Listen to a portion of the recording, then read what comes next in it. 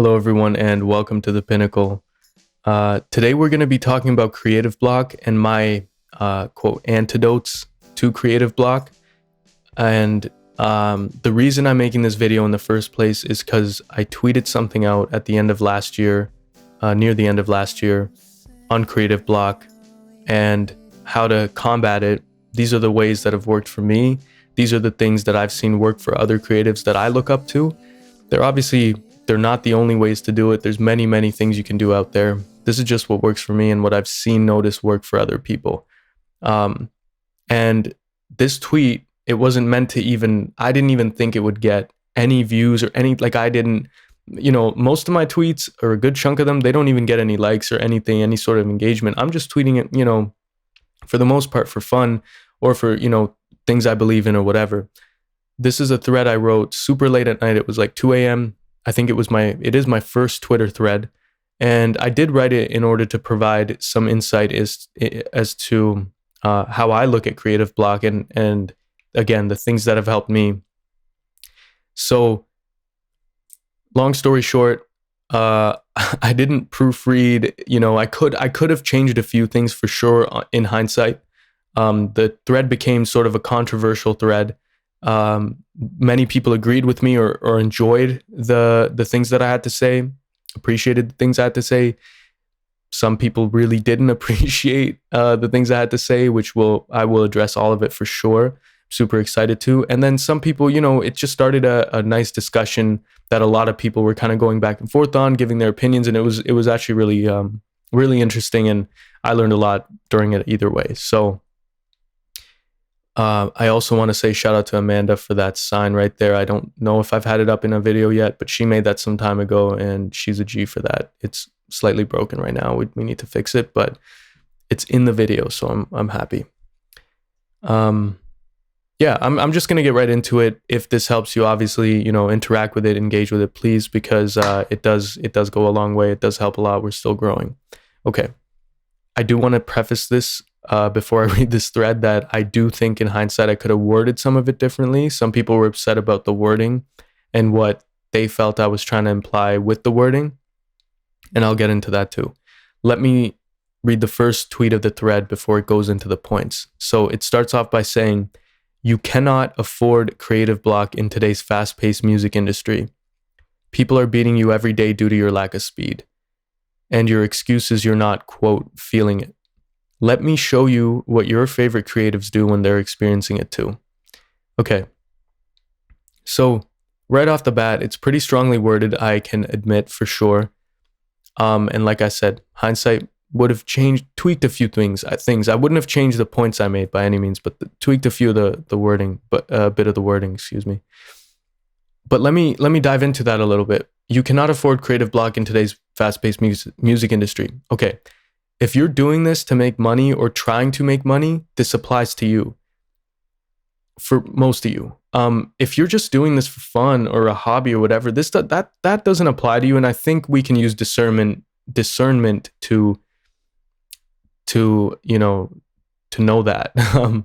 You cannot afford creative block in today's fast-paced music industry. Okay, well, again, if you're not trying to make money, I mean, we don't even have to talk about it. Like it doesn't apply to you.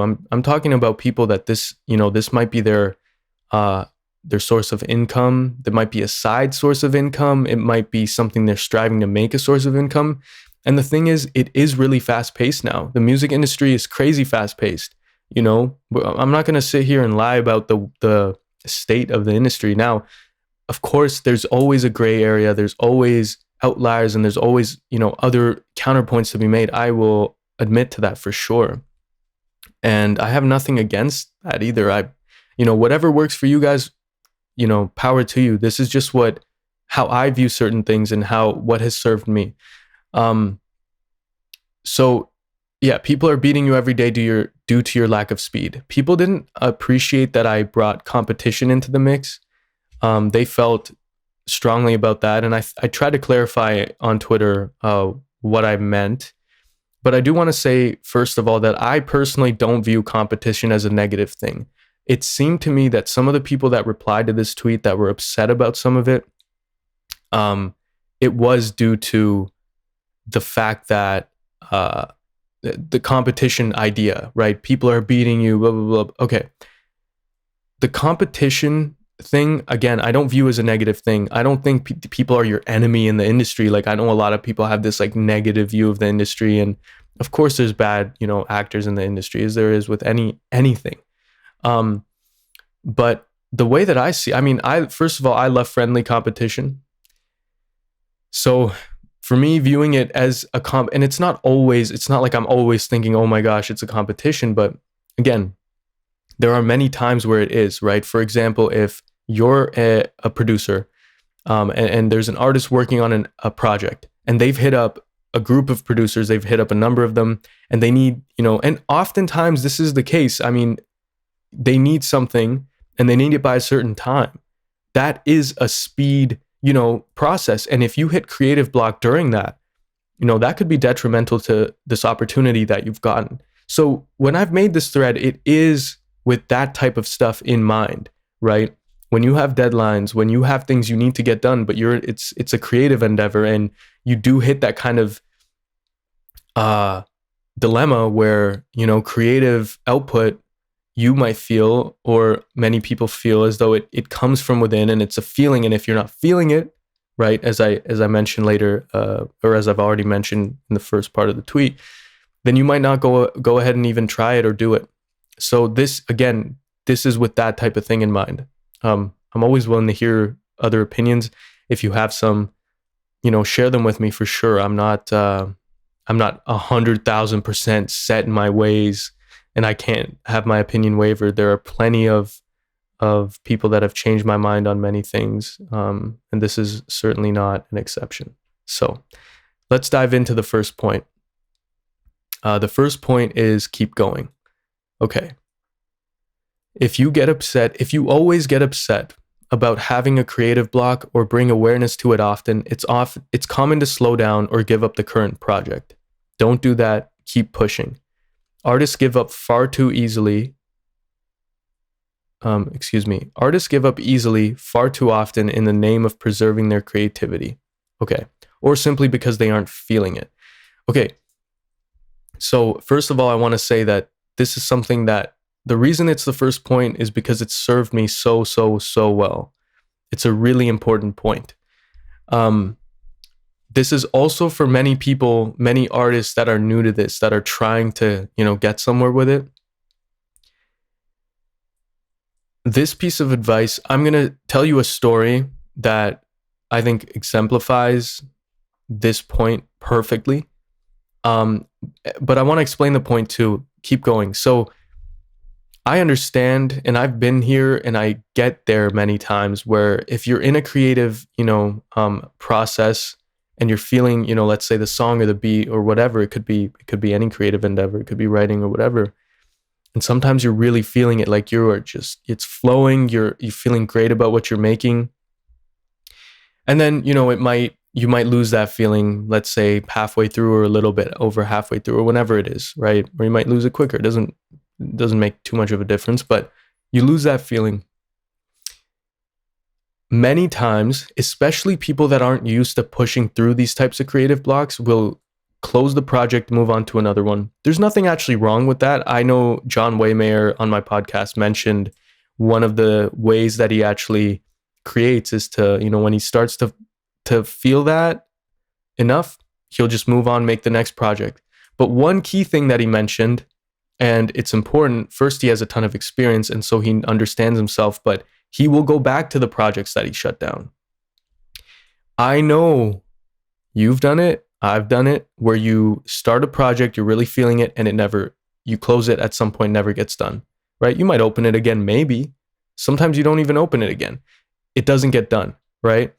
So part of this is also just finishing your projects. It's super important that you finish your creative projects, especially when you're early on. You need to get into that habit.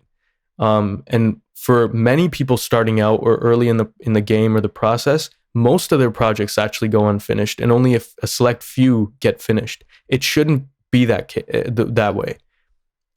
You should at least strive to make it so that you're finishing all of them, right? Strive. I'm not saying you should finish every single project, but Strive to make it so that you're finishing almost every single one of them. The reason that I say this, okay, is that there are lessons to be learned in here that you cannot get without doing it. And those lessons are often individual to the person. So there's just something to be said for when you push through these creative blocks and you have to get it done. It's the promise you've made to yourself. Maybe you've set a deadline. I'll explain the story after, which relates to that. But you need to get to that point where you're forcing it out, right? And a lot of people hate that. They hate the idea of forcing something creative because it implies that there is no creativity at that point, right? They're forcing it, it's not feeling it. The whole point was that, and again, I get it, but depending on your goals, this might be a really, really key point. Okay. Plenty of lessons to be learned there. I will leave that to you, right? It could be a week of doing it. I think a week is a great timeline. I think 2 weeks is probably the best timeline for that type of thing. So if you're going to strive to complete projects or not, depending, like if it's a beat, beat a day, right? And see, this is the thing. I mean, nowadays a beat a day is like, that's normal for a lot of producers. That's almost like laughable. A lot of producers will do multiple beats a day. Some will do 10. My story will relate to it, but if it's a song, if you're an artist, a song a day. I understand that it might not be the most amazing song, although I could even push back and disagree on that, but try it. Try for 2 weeks, try for at least a week. There are lessons to be learned there, and you will see your creative limits expand. And also, that's another thing. Like, as you're doing this, just because you've lost feeling halfway or 75% of the way through does not mean that that's just going to persist for the rest of the project. If you push through a little bit, push through for 5 minutes, 10 maybe even 15, you might get that feeling back. I've had that happen. I've seen it happen with other creatives. I've seen it happen in studio sessions. You might get that feeling back, right? You can definitely get that feeling back. And sometimes it is a result of you pushing through that little rut that you hit, or that lack of, inspiration, right? That inspiration that you initially had when you started, now it's not as much there anymore. So lots to be said for that. Let me get on to my story. Around the time that I started doing this, I guess, pushing through these creative blocks, it wasn't to push through them. The idea behind it was, I'm going to try and shorten this because I can go on forever. But basically, producers used to upload a beat a day on YouTube, and that was kind of the norm, right? A beat a week. A beat a week was the norm at one point in time. And then some producers came along and started uploading every single day. I remember when I was doing a beat a week, I really thought like my creativity is at a beat a week. Like, and even then I'm like, on the last day, I'm struggling to get this instrumental out. And, so at the time I thought a beat a week is just so much work. It's so, taxing. It can be so draining sometimes. And then some producers start uploading a beat a day and their channels start going up. And then all of a sudden, a lot of other producers start doing a beat a day. And all of a sudden, a beat a day becomes the norm, right? It becomes like the ticket to entry almost, right? Most, not all, but most of the people that were doing a beat a week, it wasn't going to be a beat a week anymore. It's not sustainable anymore. The game's changed and now it's become a beat a day. And look, I'm not speaking to the, whether that's good or bad, because I know people have their opinions on that. And I really think that's just a separate discussion, because this is what happened, right? A beat a day. So in that, I realized I had to, I was still trying to beat a week, but eventually I realized, okay, I gotta do a beat a day, but this seems crazy to me. But I said, okay, I'm going to just do it. And I was listening to other creatives too, other producers that were making a lot of money and seeing a lot of success. I really admired a lot of what they were doing. And they were speaking on, this type of thing, a beat a day or something of the sort. And they're talking about pushing through and just getting your projects done, right? It's so key. Okay. So I do this for about 2 weeks. And first of all, obviously the first lesson is, okay, I can do it. The second thing is not every beat was perfect. In fact, part of the problem that people have with keeping going is that they're very attached to their projects. And I understand that you're an artist and you're creating something. You should feel proud of what you're creating. So the attachment that we have sometimes, though, is it's detrimental to your careers, to our projects. And if you let that happen too much, if you're too attached, it can get worse and worse, and it can spiral and snowball, and it can affect it can spiral and snowball, and it can affect other parts of your creative endeavors. So doing that, it kind of removed the attachment to some of my projects. Not all of them. Of course, I loved some of the stuff I was putting out. But, there was some stuff I'd put out that I was like, oh, it's not my best work. But that's another thing. Quality is subjective. Okay, so this brings me to my story, or the main point of the story, rather. I was uploading every single day. And I remember specifically one beat, okay? I remember this beat. That's how, I don't want to say how bad it was, but how strongly I felt about this beat, okay? I had a schedule every single day. I would make beats. I was in school, university at the time at McMaster. Anyways, I would work in the morning for some of the mornings. I would go to my job. I would then go to school. I would then come home, do homework, all the stuff that I had to do. And then at night from like, I don't remember the exact time. I want to say, depending on when I'd end the work, 7 p.m. or 9 p.m. to 2 a.m. That was the limit. I even had an alarm for the bedtime. It was 2 a.m. I had to start setting it because I would just end up going all night. Obviously, it would affect my sleep and my next day. So 2 a.m. end time. And within that time, what I definitely had to get done, I could do other things, but I had to get this beat done, and I had to get all the YouTube stuff and all that uploaded for the next day. Okay, I do this beat. I was initially kind of feeling it, but then as I went on, I was like, what am I making? Like, this is just not it. It was that bad in my eyes, in my ears at the time, that I remember specifically clicking the X out of FL Studio, and I don't remember if I had even saved it at that point. I just remember like the pop-up came, so I don't know, like, again, I don't think I'd saved that updated version, or maybe I just hadn't even saved the file.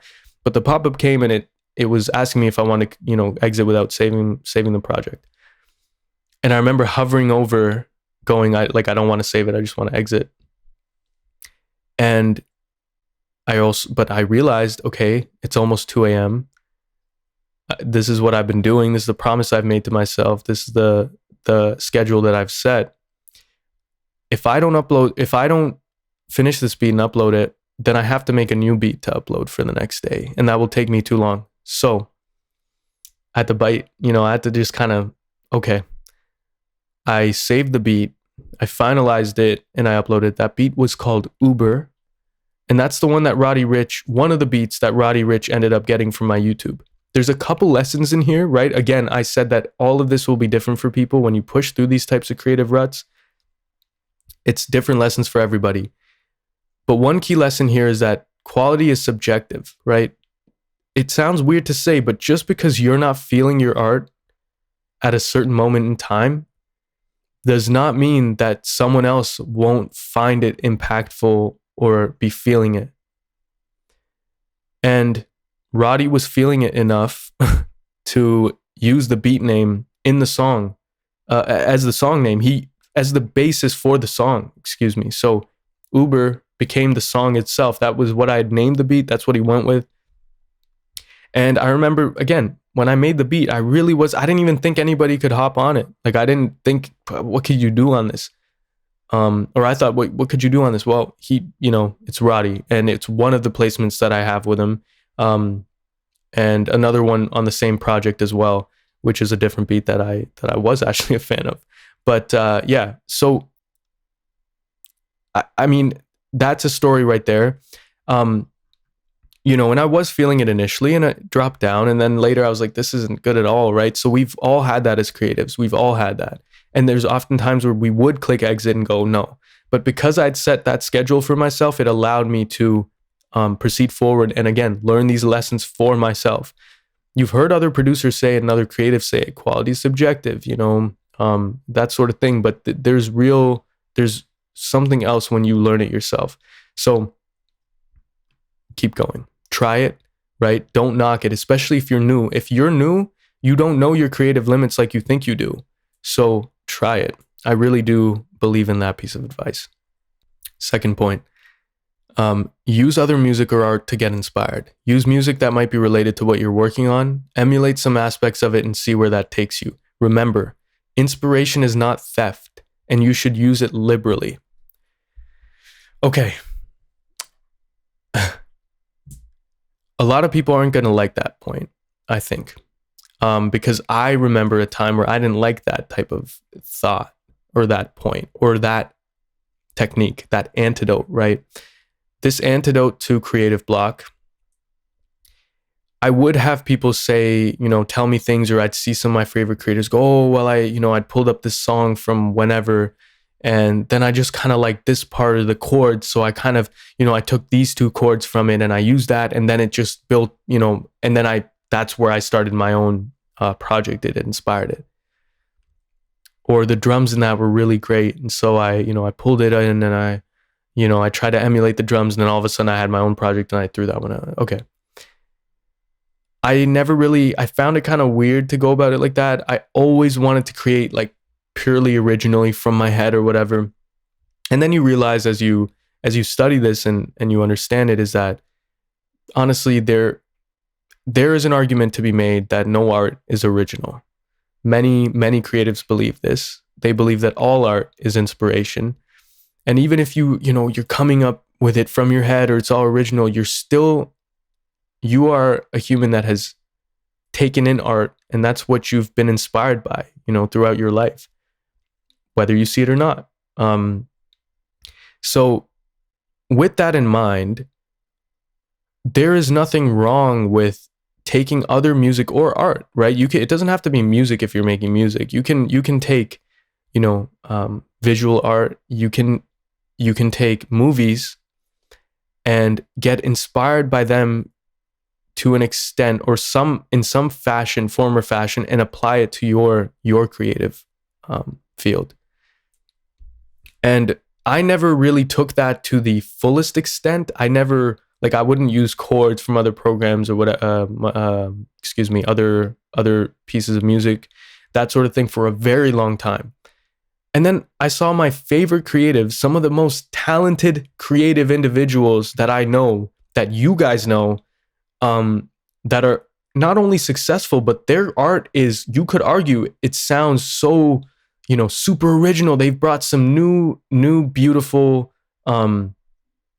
sound into the producer community. And yet part of their process, not every time, right? But part of their process is, for example, they'll pull up a song from the 70s and they really like a certain chord change or progression, and they'll emulate that, and then they'll go with that, right? And it's not like you emulate the exact chords and that's it. Like, for me, for example, I tried this. This is a more recent thing. This isn't something that I used to do all the time.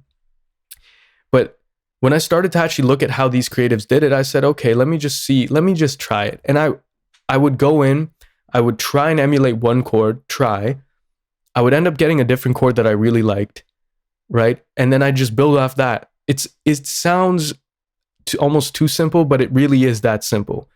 And sometimes you do use the exact chord. There's nothing wrong with that either. You are also not that individual, right, that made that other piece of art. So another way to look at this, and I don't remember which book I got it from, but if you try to emulate someone's art exactly to the T, you're going to not be able to emulate it exactly to the T. And then when you do try and emulate it, it will, even if you've attempted to make an exact copy, it will have your touch on that exact copy. Now, clarification, please don't go out copying other people's art and passing it off as your own. That's a terrible idea. And you don't do that. But what I'm suggesting to you is, even when you try to copy it, bar for bar, word for word, it will have your touch on it, right? So if you take that and you try to emulate only bits and pieces of it, that's how it will just be your own thing. You've tried to be inspired by this. Even in attempting to emulate bits and pieces, it will have your touch on it to some extent, because you're an artist too. You're gonna try and do it, and then all of a sudden you're gonna go, oh, actually this sounds better. Go with that, and then you toss the other song out or whatever. Great underutilized technique. I slept on this for a long time. That's why I'm bringing it up. Some of my favorite creatives use it. Okay, use samples, loops, midis, etc. That's what they're here for. Now, I used to be one of those people that was, I don't want to say skeptical, but I was reserved when it came to this type of thing. Let me read the rest of this point, this antidote. Okay, warning. Don't lose your creative touch when it comes to making your melodies. Always keep that brushed up. I really do believe in that. If you're always using loops now, this might be changing nowadays, but quite honestly, loops are so abundant nowadays. It's very easy to just use loops and put drums over them, but that is a skill you definitely want. I really do believe that if you're a producer, you should be using your own melodies first, and really honing that skill in. You don't have to be the best melody creator, but you need to know that's a good skill, really important skill to have. And then I say, however, loops are a great way to get inspired and get something done, especially on a deadline. This kind of goes back to that point of that fast-paced industry. If you do find yourself in that setting, which we are all in, right? You might not be working specifically on a project or an album or something where someone needs your stuff right away, but in a way, we are all in that. If you are in this sect of the industry, I guess if you want to call it. So deadlines are key, and getting things done quickly is key. And so using loops, and again, your favorite creatives, right? They're in the studio, or they've been asked for a beat or certain types of beats for certain albums. It's very hard. If someone asks you, okay, I need dancehall beats or Afro beats for my next project, and I need, and you know how artists are. I mean, if you're a producer, you know this, I need them tonight, it might be that night that you are that inspired and you can get it done. And part of that is keep going and pushing through. That's, I can go about that all day, but using loops, samples, midis, right, that have what you're looking for or can get you inspired, close enough to what you're looking for, you should absolutely utilize those. There's no reason not to. Now, of course, if you don't want to do them, don't. I'm not suggesting that this is the only way, right? But especially if you're in a creative rut and you're on a deadline, okay, you need to figure something out. This is one of the best ways. Please don't shy away from this if you haven't tried it, right? To each their own, but please don't shy away. Like, again, some of my favorite and most successful producers, right? They'll be breaking down a beat they did for, Drake's album, let's say. And by the way, they might pull in their own loop. It doesn't have to be someone else's MIDI, but some producers I know that are great. They will have a day where they just make melodies or just MIDIs for themselves, and then they'll have it set aside. And then when they need it, right, when their creative block starts to get in the way, they'll pull in their own melodies and loops. So there's absolutely nothing wrong with that. But yeah, I mean, I've seen it on Drake's albums. I've seen it on other albums. You'll see the producer breaking down the beat and they'll go, oh yeah, I just pull it, I got this loop from my boy, whoever. And that's it. And then they, not that's it, but you know what I mean? Like that's how they started it. So we can argue all day about whether that's okay or right or whatever. I mean, but again, if you're a producer, you're trying to make money or you're trying to see opportunities through, this is it's a very good tool to have. Right? It's a good antidote to the creative block. I'll leave that one there. I think that one's pretty common. in today's actually a while ago, it used to be very uncommon and very like, even, you know, back when I was like, oh, is that right? Like I remember when they first started becoming more prominent, and I used to question it all the time, right? So I'm definitely no, like, it's not like you know, it's not like I haven't had thoughts the other way.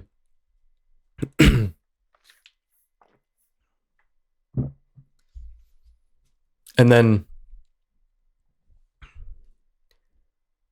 I finish it up with, in today's industry, we know how important speed is. The top performers aren't necessarily the most skilled, but some of the fastest. People are gonna not like that, but I'll get into it a little bit. The cost of entry is getting higher daily. Do not get left behind. This is true. I mean, it's not an exact fact necessarily for everybody, but there are some facts in there. Like, the cost of entry is getting higher daily. That's a way that I personally view it in music. And it's always been this way. You know, it went from a beat a week to a beat a day. Now there's multiple beats a day, multiple channels. You know, that's just for producing on YouTube beats. But I mean, in the real industry, you know, creative output, people like Juice WRLD, Russ. Juice WRLD's such a good example of this.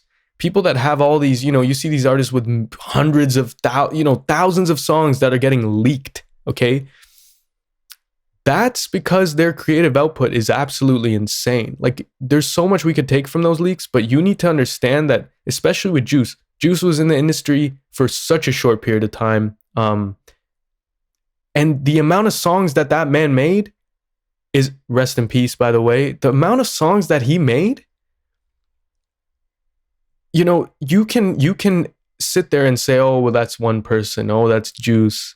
He's very talented. He was born with it. And of course, you know, he was there's so much I could say about Juice, man. I have so much love and respect for Juice.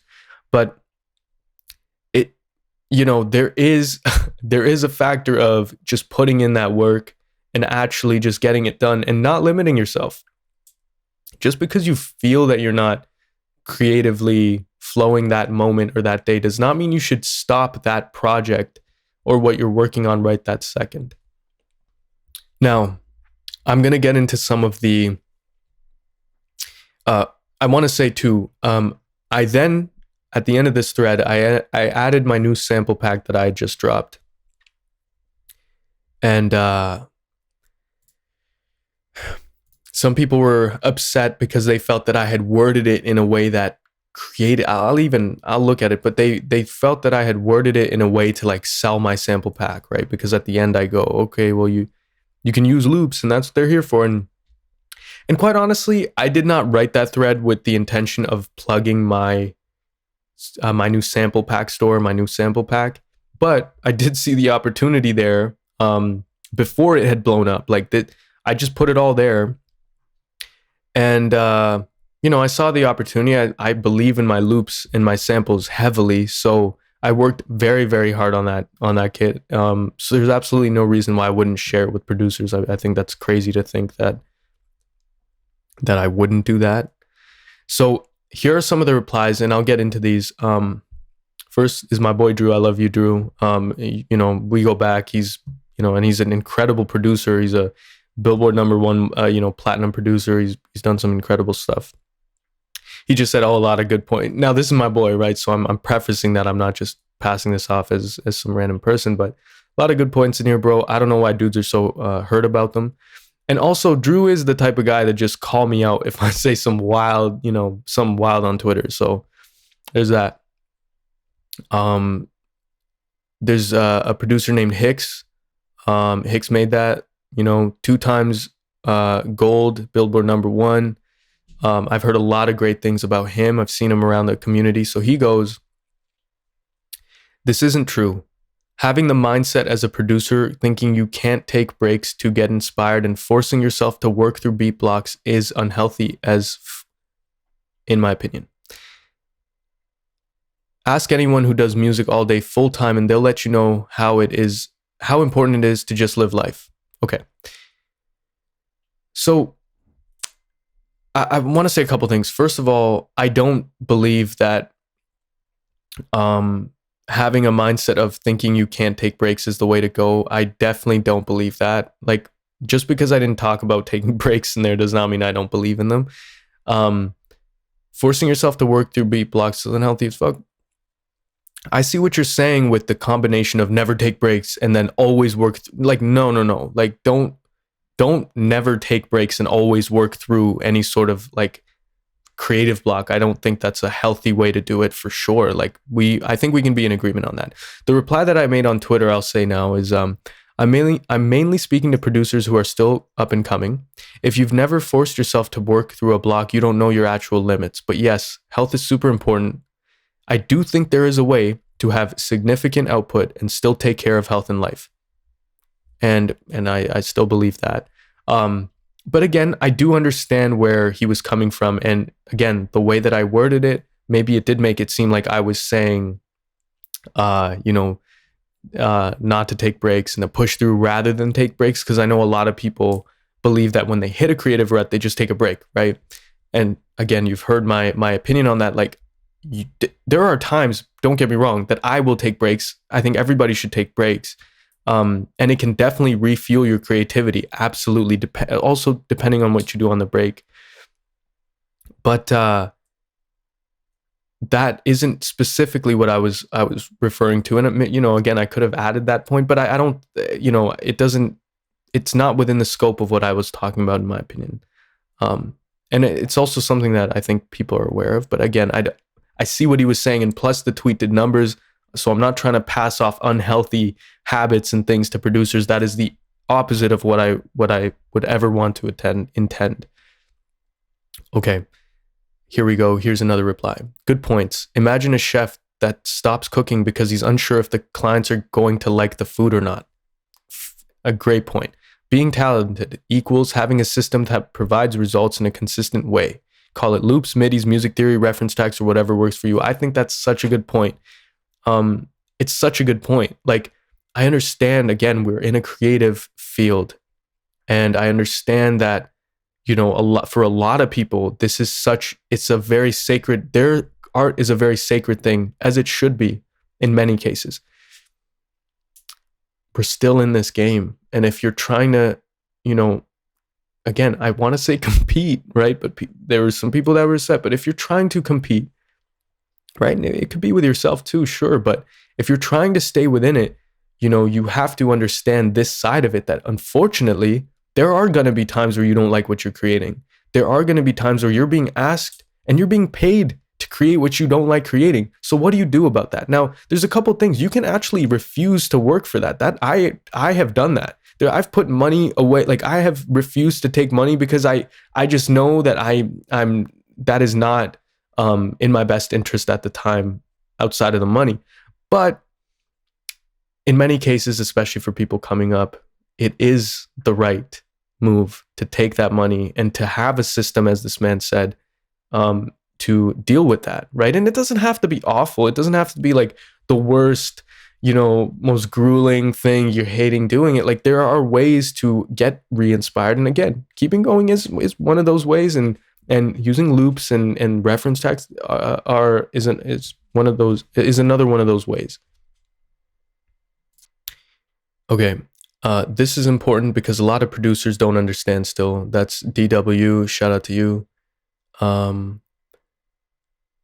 Are you really? This guy said, "Are you really trying to make people worried and anxious so they'll get your loop kits for real? Come on now, lol." Was not my intention. Excuse me, sorry. Yeah, was not my intention. Like, it really wasn't. I swear to you, okay? The wording of and by the way, let's also get this out of the way. That sample pack sold one copy, okay? So I like, even when I plugged it, I did not think, I honestly didn't think it would sell anything. It sold one copy, and I could even tell you that copy wasn't from someone who saw the thread, okay? So, or because of the thread. But I understand, like, what he's speaking to my intention. And my intention was also not, I actually didn't think people would read the thread and go and see my loop kit plugged under and then want to buy it because they're worried and anxious. Like I don't think I'm honestly not even a salesman like that. That's a skill that I'm still developing, but I don't, if I had that skill, I wouldn't use that tactic. And I don't even think that's a tactic. The way that I did it, I don't think it would be effective. So when I plugged it, I didn't think it would be some sort of effective way to sell the loop kits. Of course I plugged it. So there was, I guess, an attempt in a way, but it wasn't to create anxiety and then get some, like, I don't think someone would read it, get anxious, and then want to buy it. And look, I could be wrong. Maybe if you're a salesman, you hit me up and let me know, but not my intentions. Okay, but let me continue this thread here. Making newbies, this is what he's saying. He's saying making newbies feel rushed, like they have to move fast, is not going to help them grow at all. If you've got your sound and template and arrangement down pat, go ahead and be quick. But someone who is new, that information is not going to help. Fair. I responded saying, I completely and utterly disagree. If you're new, the only way to ultimately get better is to keep creating. And what better advice than to keep creating fast and often? Don't worry as much about the outcome early on. Get your reps in, right? That's true, right? And like I said, there's lessons to be had in the keep going side of things, right? And again, I didn't touch on finishing your project specifically in that thread, but that is a part of this. And I do believe that if you're new, finishing your projects is one of the funniest things, because it's with every artist. I see it every time. They don't finish most of their projects. They leave most of them, a chunk of them, a real good chunk of them completely unfinished. They have so many project files and so few actual finished results to show for it. And look, I'm not judging, but it's funny to me because I've been there. I still sometimes can fall into those things.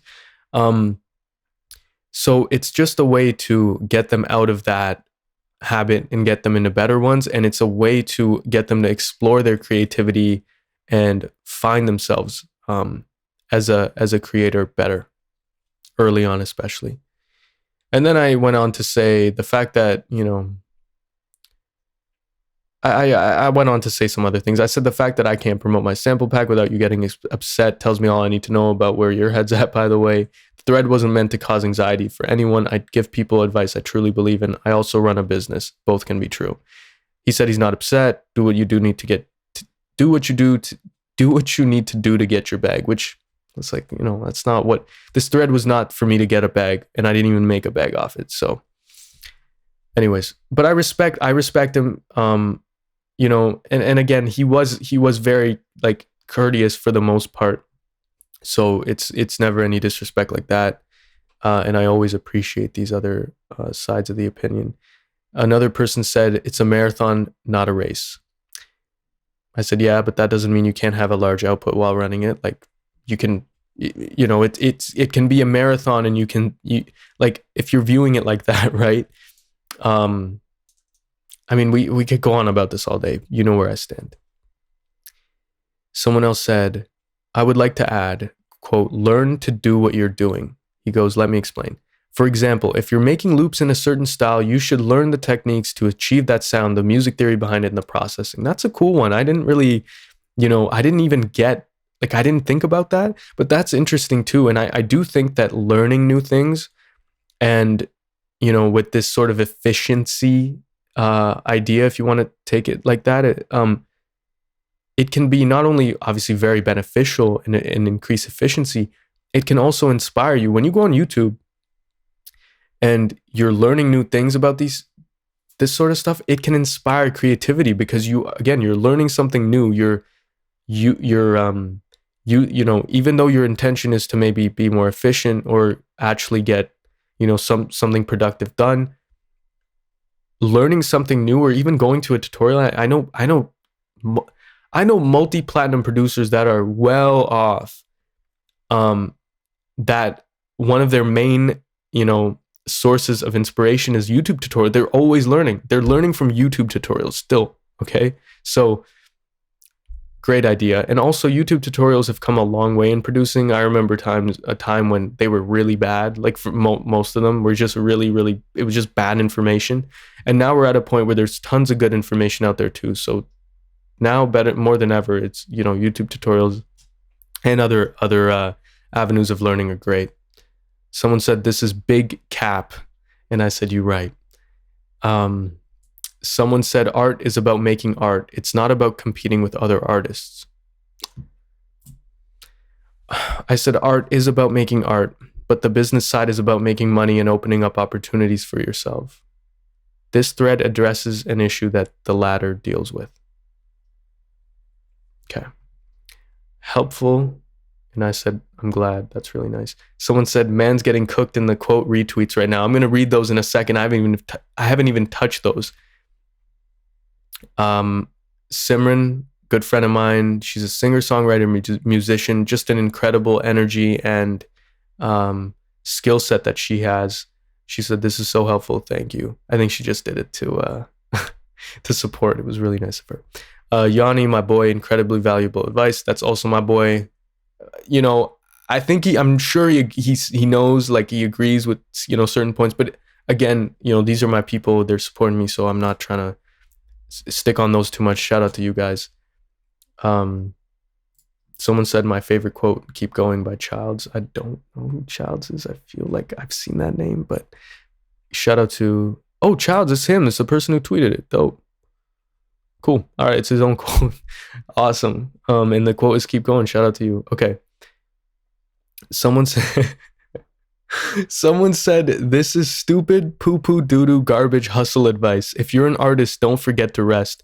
Look, like, you can rest. This advice doesn't mean don't rest, guys. I'm not saying like if you're physically tired, you know, don't rest. I mean, this is, you know, I believe in rest so deeply. And I'm still learning, like, you know, I might do another point on this episode on this, or another thread or something where I discuss those types of techniques. I'm still exploring the rest thing for myself because I think that goes so deep. And nowadays with all the things that are coming out about rest and the importance of it, and the ways you can, not the importance is, you know, has been known, I think, but the ways that you can rest as a creative, especially, there's so many cool schedules that people have and things that they do to rest that I've never explored. I think they're so fascinating, right? I've explored rest, of course, but this sort of intentional rest that they do, some of them will like stay off the grid almost for a week, that sort of rest. Like, I've never done that, but it's really interesting to me.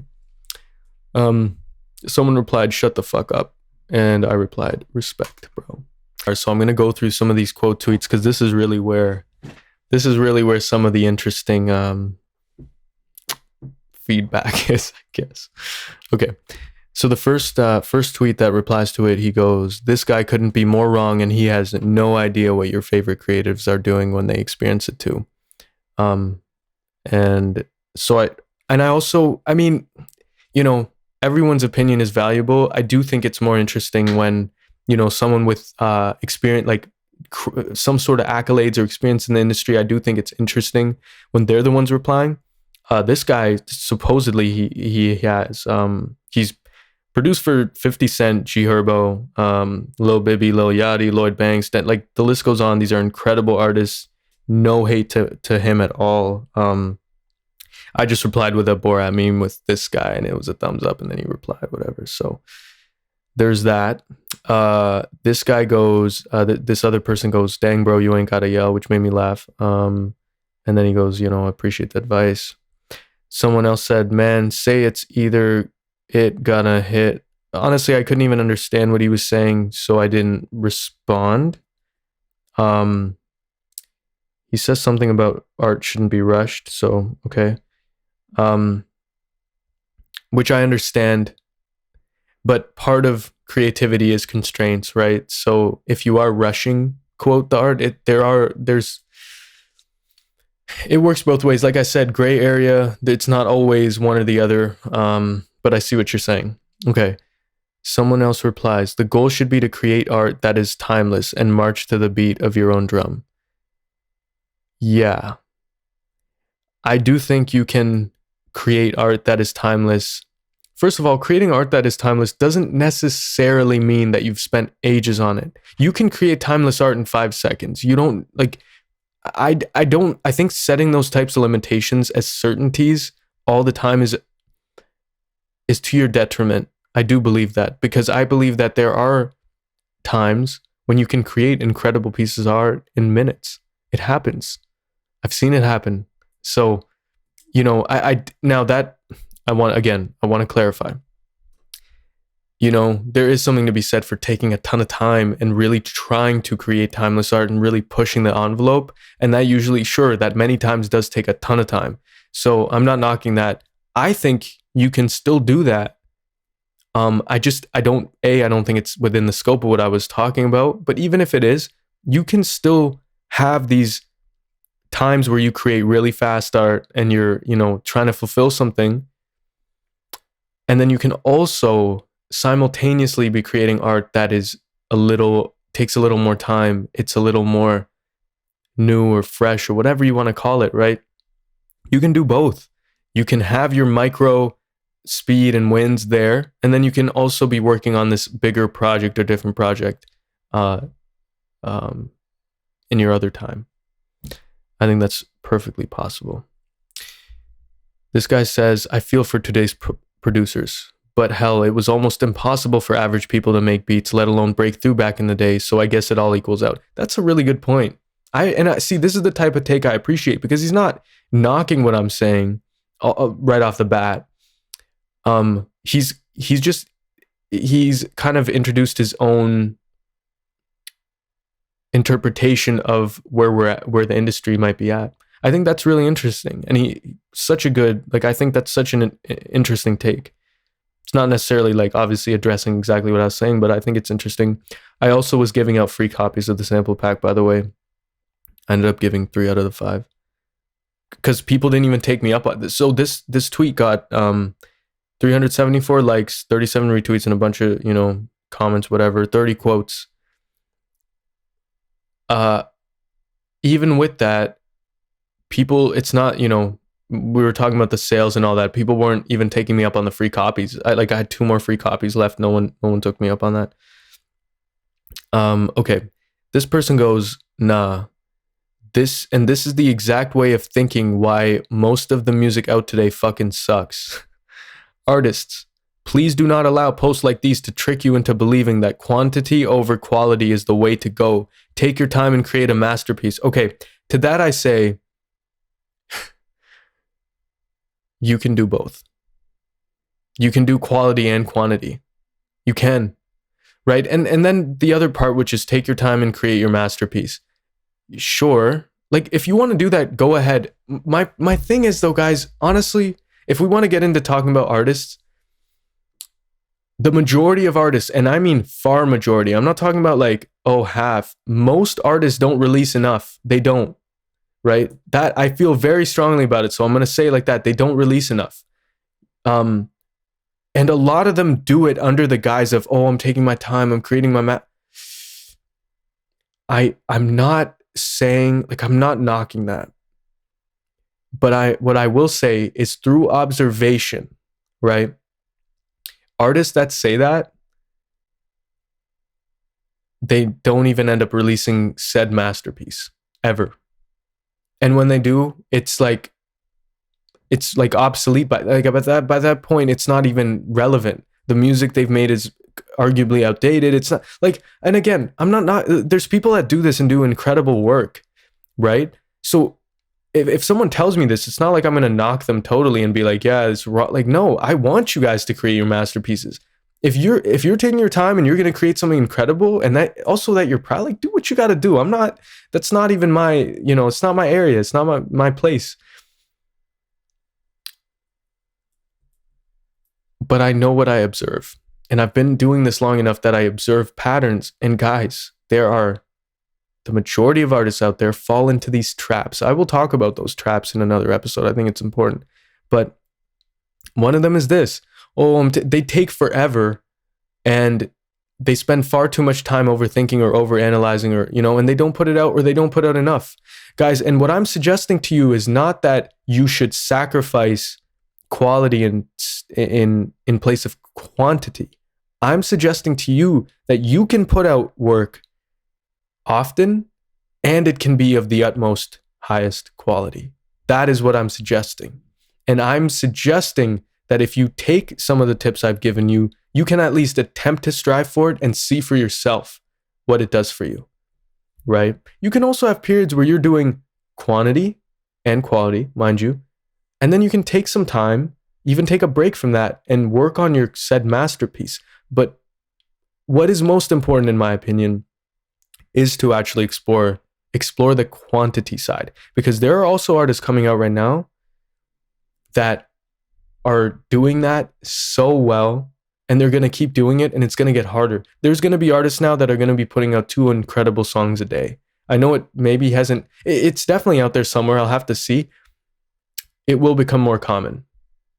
So we can argue all day, but like, it's going to happen. So, just keep that in mind. And I'm not trying to judge or place any sort of negative energy out into this. I love music. I love making it. I love working with people. Anybody who knows me knows that. I'm simply stating what I have observed and the ways to combat some of the issues that you might face as you progress into whatever creative endeavor that you're doing. Okay. This one said, this makes sense if you're moving records, not if you're on the come up, lol. Keep taking your time making quality content. This is where I just disagree with that entire premise. But what did he say? He says, I'm talking about artists here. Producers should always have a plethora of content. Quality is subjective in that context. Okay, you know what? I appreciate his clarification. Again, gray area. Like I don't disagree with it necessarily, although I will say, he's talking about artists. Okay, if you're an artist, if you're moving records, not if you're on the come up, this makes sense. So keep taking your time making quality content. Okay, I actually disagree with that, because if you're an artist and you've already built a name, guys, that is when you can actually take your time. Okay, like you actually have the ability and the resources and the momentum and the fans already there. You've spent your effort and work on that. And I would be careful, but you have way more leeway that way. So if you want to go work on your masterpiece, take your time. And you see this all the time. You see Drake, you see artists like Frank Ocean, you see artists like, who takes a long, Bryson Tiller. They take their time. And it works for them. People still love Bryson. If you talk about best R&B projects or, as of recent years, or I would say ever, but Bryson's always going to be in that conversation, right? Now, of course, we could get into how he got there, and he did create something timeless, and he wasn't dropping all the time, although he did capitalize on the speed of releasing Don't and then dropping the album, the project. But again, we're getting into specifics here, and that's just one example. But I just think it's the opposite. I think if you're on the come up, you need to be, because if you're on the come up, you need to be learning, right? And if there is no better way to learn than to create. If you're finishing projects and finishing songs, look, you're not going to make your best stuff when you're starting out necessarily. But if you're continually creating, you're going to learn something. You're going to keep learning it and keep getting better. There is no better teacher than those repetitions. No better teacher, right? But you need to get those reps in. A lot of these artists that are small aren't even good enough. They're not, I shouldn't say good enough, but they're not at they have so much potential. They are not even at the level they could be. And they might not even realize that. They might think, and as an artist, of course, you have a ton of confidence usually. So you might think you're amazing at all times, and that's great. Have the confidence. But a lot of these artists have such a long way to go and so much potential, rather, that getting those reps in will help.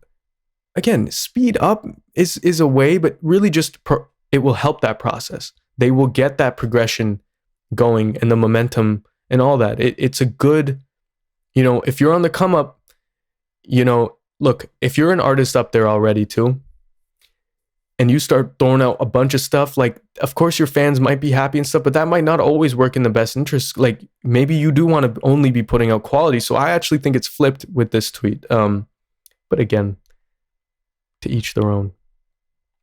Okay. Someone replies, it's not a race. Everyone has their own journey. Don't worry about what others are doing or where they're at. Once you start comparing yourself to them, you already lost. There's no rules to creativity. I agree, right? I think, like, context does matter, but let's look into this. Okay, it's not a race. Everyone has their own journey. True. And I'm very much a believer in that for sure, right? You're looking at a guy who's been doing this long enough. Like, I know, trust me. What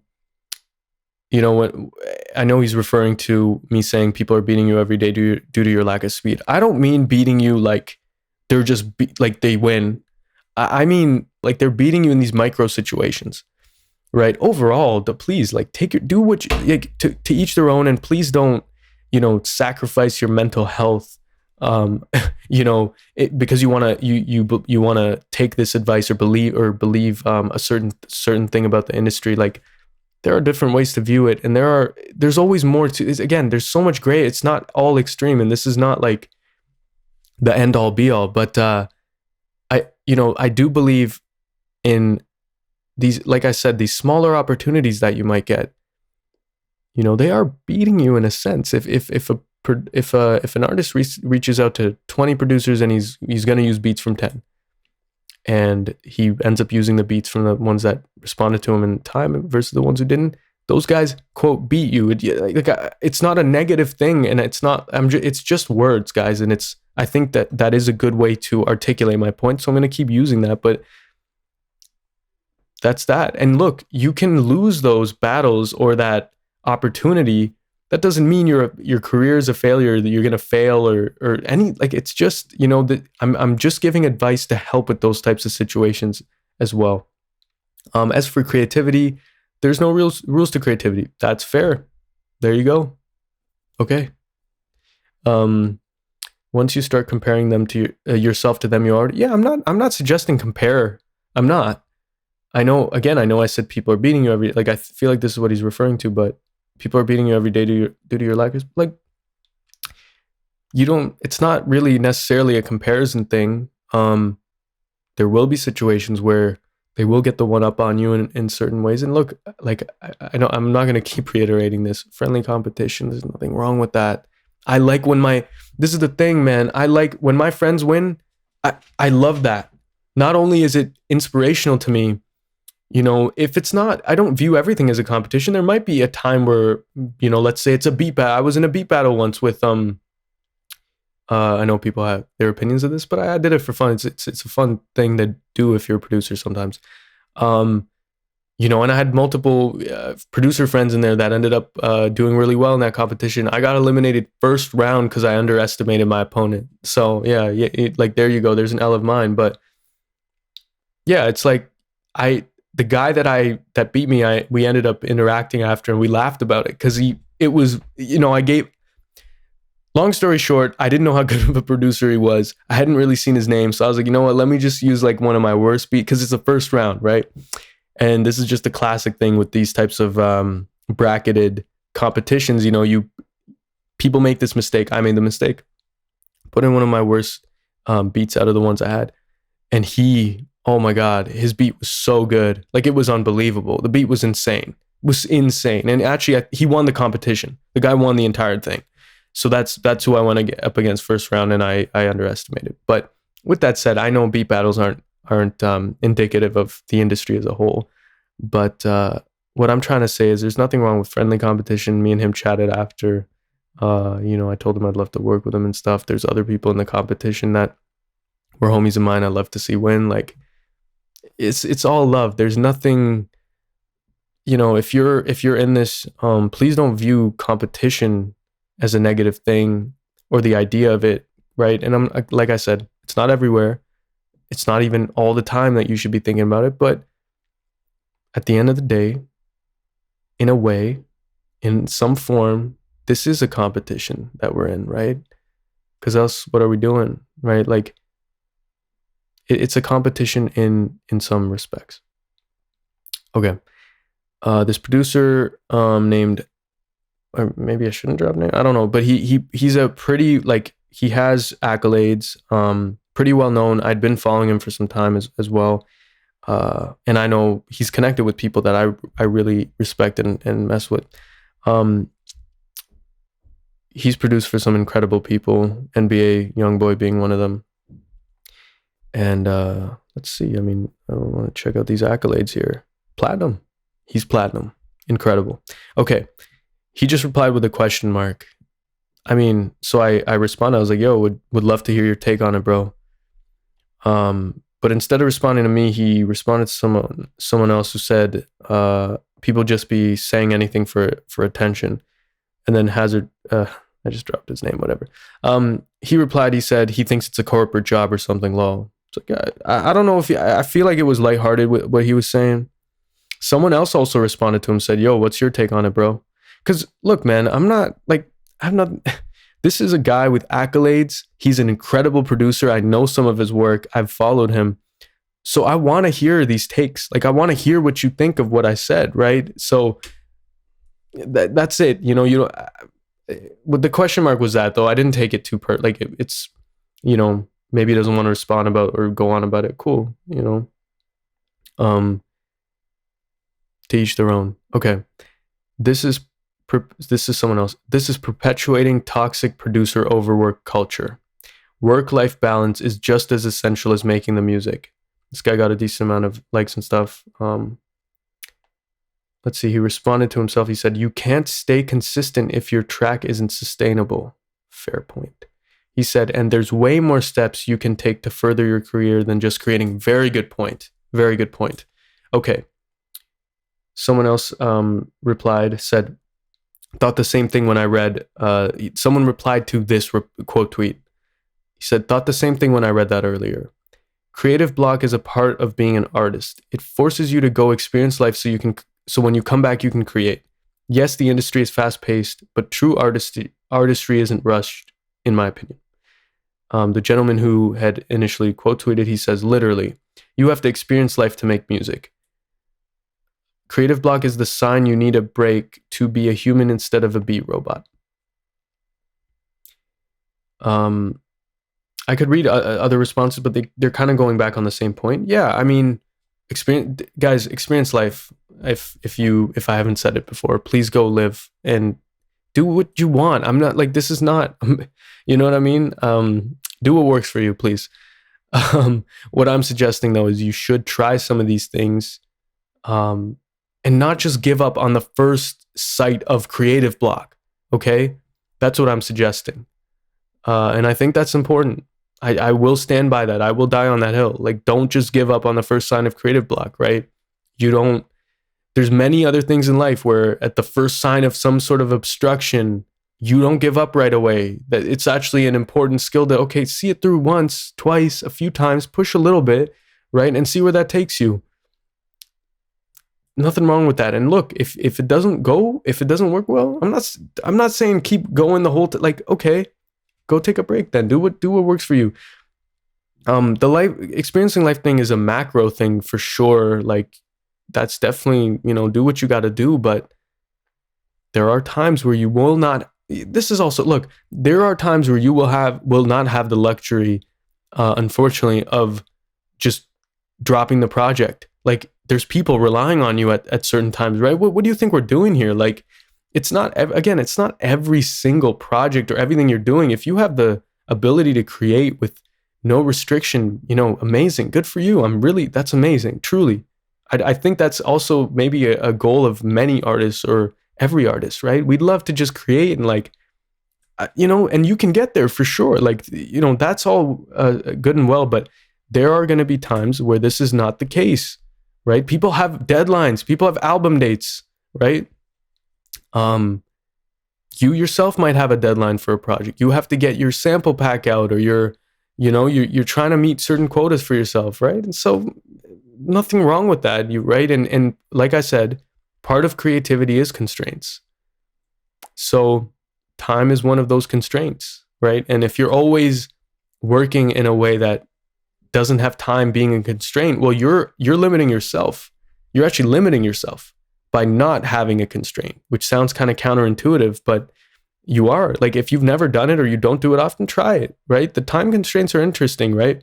People post those kind of beat videos on YouTube as like making a beat in 2 minutes or whatever, and I know it's kind of overplayed now, but there is something to be said for using that as a constraint. It's more exciting almost, right? So it doesn't always have to be this this negative, like, grueling thing, right? So there's that.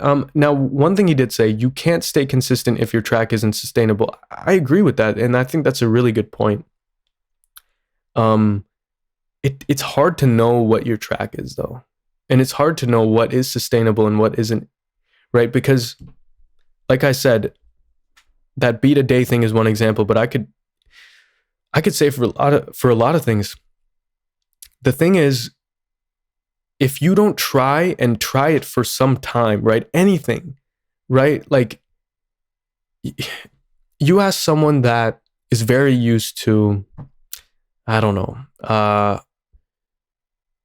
going on their morning walk, and that's like their routine. Like, they need that, right? There's some people that do. They're really tied into those types of routines, and you tell that person, to stop doing that. No more morning walks. There are some people that will genuinely feel like that's not sustainable. Like, they cannot go on, they cannot have a good day without that morning walk, right? But then you give them 2 weeks and they get into some different routine, or they just go without it, and they start to learn, okay, well, it is actually sustainable. And let me work the other way. That isn't the best example. The other way is, you have to, go for a morning run every morning. A lot of people are going to, maybe they'll even try it, they'll start it, but they're going to tell you that that's not sustainable for them, or they're going to feel like it's not sustainable, right? So I understand that we're in a creative industry and that we're in an artistic industry, but there are moments that you have to separate from that and actually see it on the, in other ways too, right? If you can try something for 2 weeks and try and make it a habit, maybe you can sustain, maybe you can, right? So now, I'm not totally going against this point, but I do think, especially, like I said, for newer artists, newer creatives, these types of limitations, I really think it's more dangerous. I'm going to go out and say this.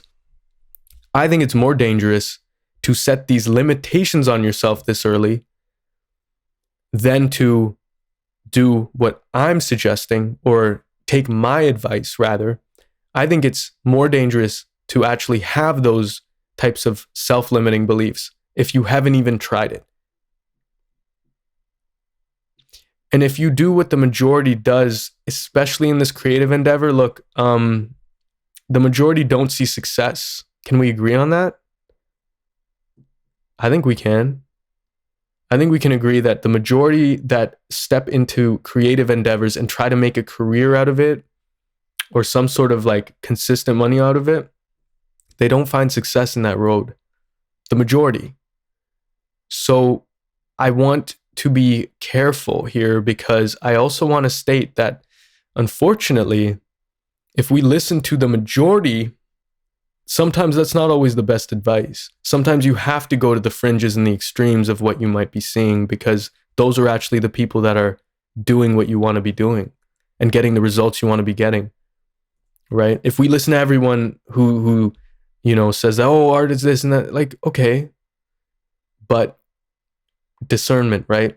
So I'm trying, I don't want to be rude in saying that, but I do think it's important to keep that in mind.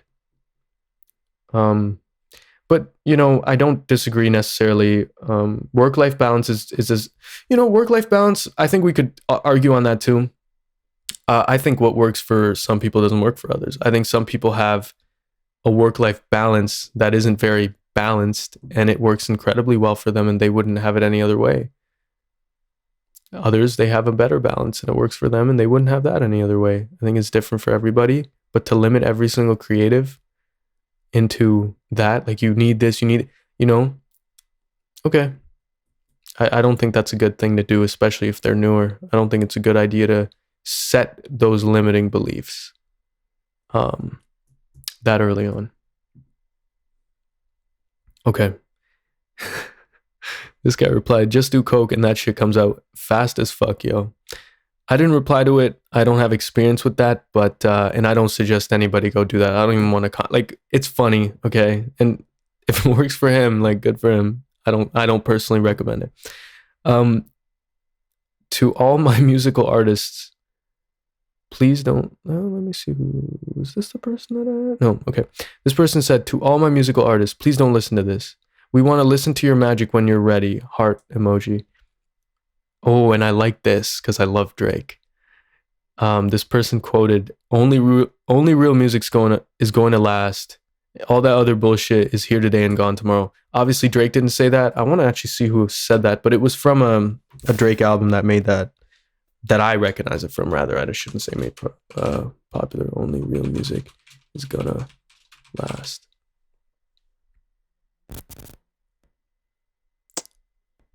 Oh, okay. There was a lawsuit over this. Very interesting. Jazz, the only real music's gonna last. All the other bullshit is here today, gone tomorrow. Smith, who's someone, they didn't put his full name. I'm not gonna go into it. His or her full name. Excuse me. His full name. It was a man that said it in the sample. Okay. We want to listen to your magic when you're ready. Yeah, I mean, I think I've kind of addressed that. And I agree. But like I said, one of the things, I mean, it's my own example. I don't want to keep going back to this, but the Roddy one, it's not an isolated incident. This is very common, right? You hear it all the time with producers. Oh, I selected all these beats for this artist and they picked he didn't like any of the ones I liked. They picked the ones that were my least favorite. You hear it all the time. All the time. You hear artists say that all the time. Producers say that all the time. You hear them say, you'll even hear them say things like, the artist picked my worst beats. Like the ones he wanted were my worst ones. Why don't any artist want my best ones? Like, quality is subjective, right? So when this person says, we want to listen to your magic when you're ready, you might not feel ready, but people are ready to hear it. It's weird, right? It's weird how art works. Like, I don't know. I don't want to, like, I'm also someone that, like, I have a song that's dropping soon that's that I've been working on for so long. It was supposed to be dropped ages ago and I just kept reperfecting. So I understand that too. Like, I'm not against that. I think you should take your time with with certain things. But there's counterexamples to that too. And I think this is a good one. I have to share. This guy says, it's always white producers pushing these stupid creative protocols with a laughing emoji. And I was like, did I reply to this? I just replied and I said, just found out I'm white today.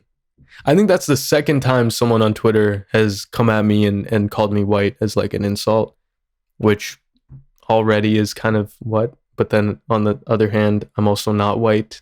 I'm not even half white. Not even quarter white. This is good. Okay. This is actually one of my favorite interactions. I want to plug her music because her music's incredible. So, but she responded. She goes, "I thought this was satire, lol," which is totally fair. Because when I read it back, it did look like it could be satire, especially the way that I worded it. So fair. And then she goes, Sam Thrax. Okay, Sam Thrax is one of my favorite dudes on Twitter. He's so funny, man. He's so clever. The guy is incredible. So she goes, deadass thought it was a Sam Thrax tweet, which made me laugh.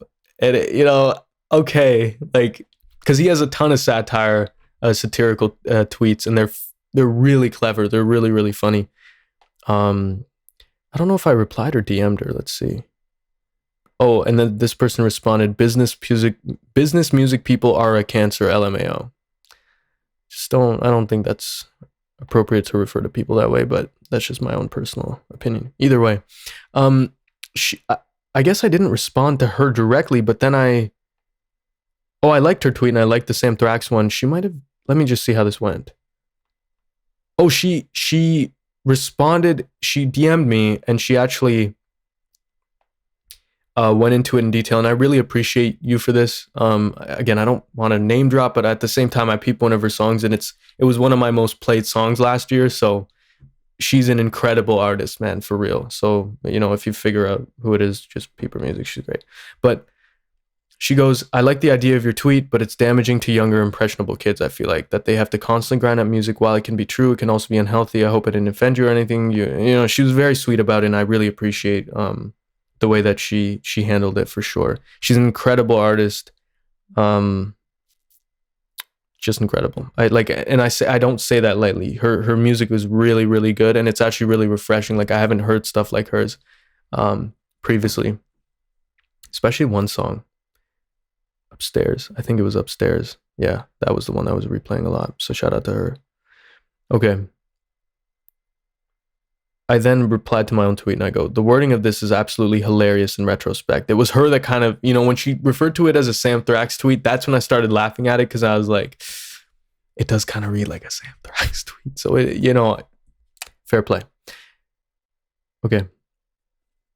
This person replied, you can make a beat a day for 6 summers and not get a placement. Same time someone out there just started making beats and immediately got big name placements.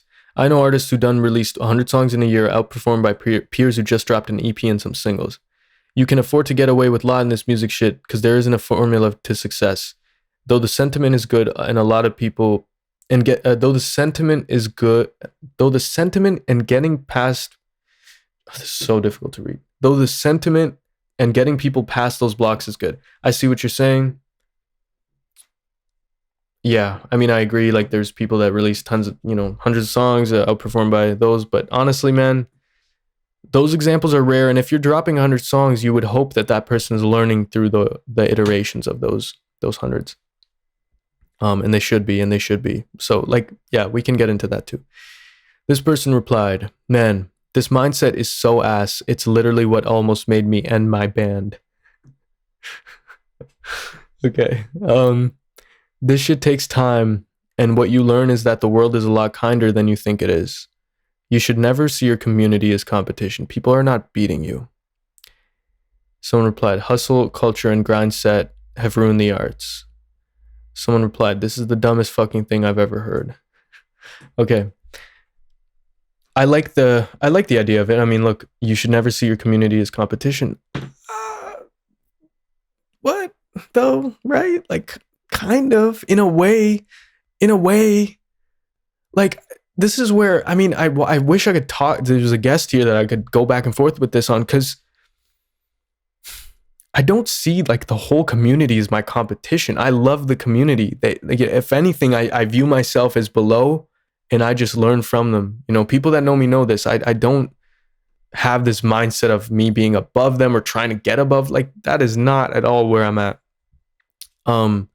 I love the producer community, and there's a reason I've been in it for as long as I have, and the reason I continue to put out content for them as much as I do. You know, again, whatever. But yeah, I mean, competition. Look, like, this whole thing, there's competition everywhere. Arguably, like, if you're in a workplace, there's managers and bosses. And if you look at it in terms of a hierarchy, then you are in a competition with your peers and your managers. But again, there's nothing wrong with that. It's just, like, I don't know, man. I feel like we could go back and forth for a long time. But that said, I'm not, like, maybe it's semantics, maybe it's the wording, maybe it's the way that I view the word competition, because I don't, you know, I think it's present in a lot more cases than people might care to admit. But it's not like a negative thing, so there's nothing wrong with admitting it. But it's just one factor, by the way. It's just one aspect. It's not the entirety of everything is a competition and people are beating you and whatever, or not beating you. Someone replied, "Shut the fuck up," with a praying emoji. And someone replied, "Who cares if your songs are ass as long as you're pushing them out?" But, you know, you guys know how I feel. Quantity and quality, and it can certainly be done.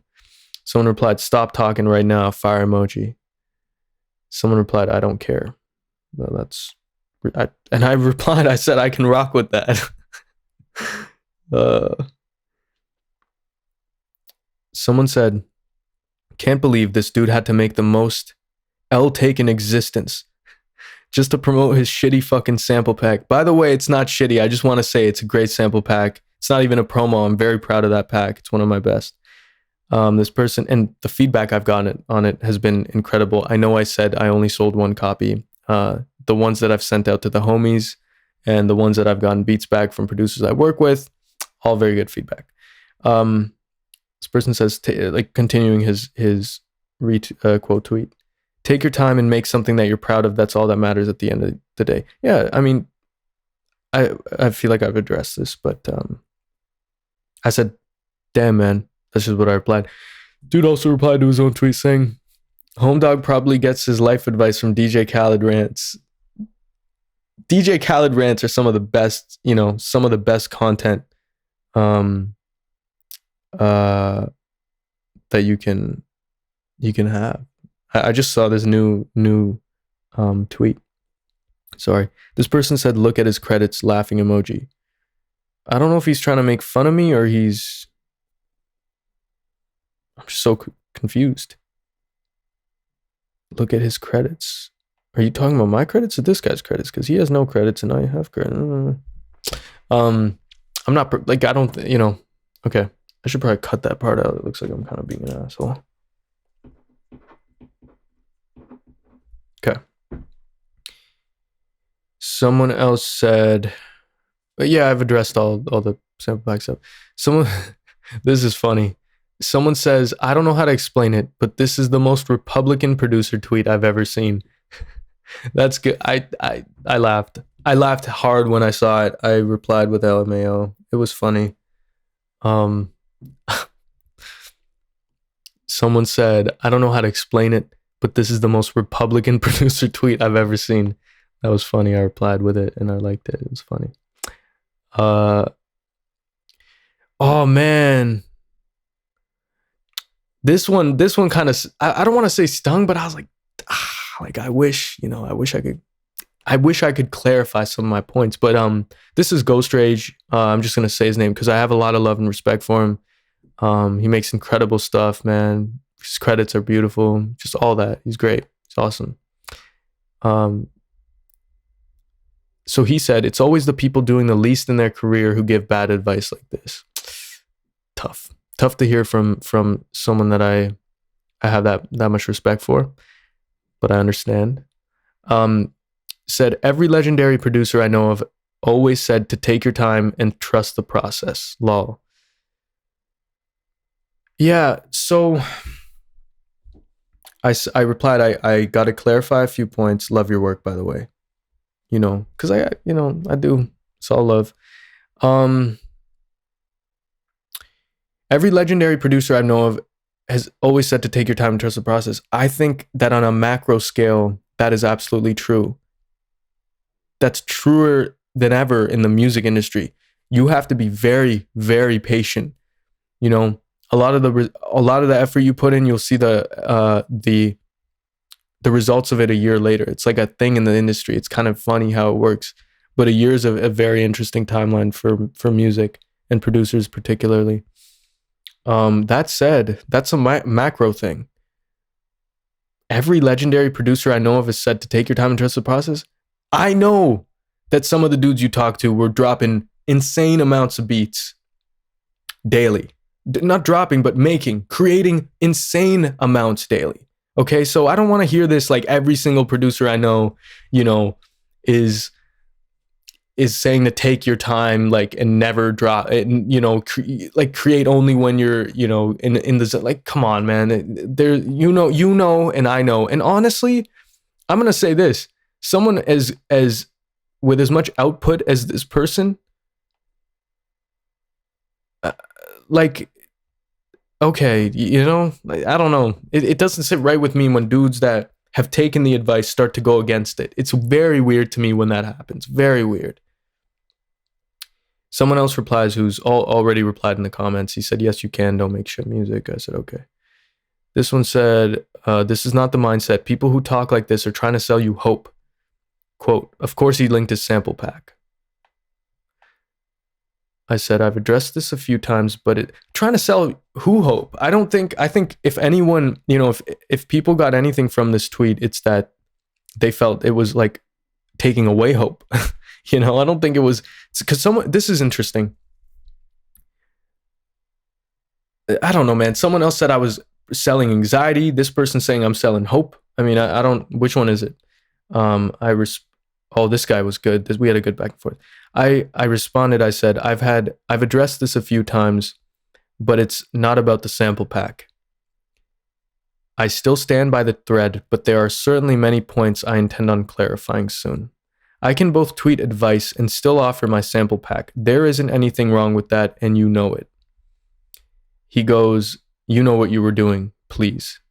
I said, genius marketer Elias X got me. Teach me how to sell those YouTube promos again. Because then I went on his page and I saw that he was selling YouTube promos. And when I don't want to even go back on his page, but it was the stuff that he was selling was far more disingenuous, if that's the right word, than my sample pack. I'm just going to put that out there. So very odd that he would get on me about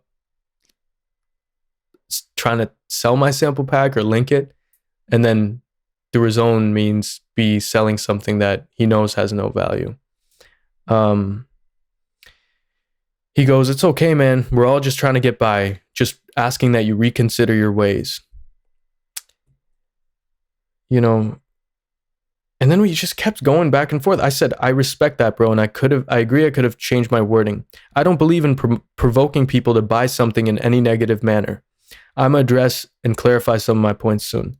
He goes, reflect before you react. You can try to come at me, but that will not affect me. You are only hurting yourself in the process. Deleting the tweet would do more, but it's good you understand. I said, you can't be serious. Anyways, we just go back and forth, but yeah, whatever. Okay. That was fun. A little bit, a lot. I don't mean to end this on a sort of a negative note with all the quote tweets, although I do think it's perhaps the most important part, right? Because I don't ever want to display stuff that I believe without showing, you know, this type of backlash or the other side, right?